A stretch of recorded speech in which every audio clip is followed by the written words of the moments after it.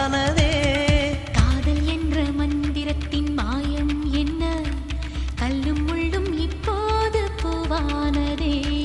வானவில்லின் துண்டொன்று மண்ணில் வந்து யாருக்கும் சொல்லாமல் பெண்ணானதே. தென்மேற்கு பருவக்காற்று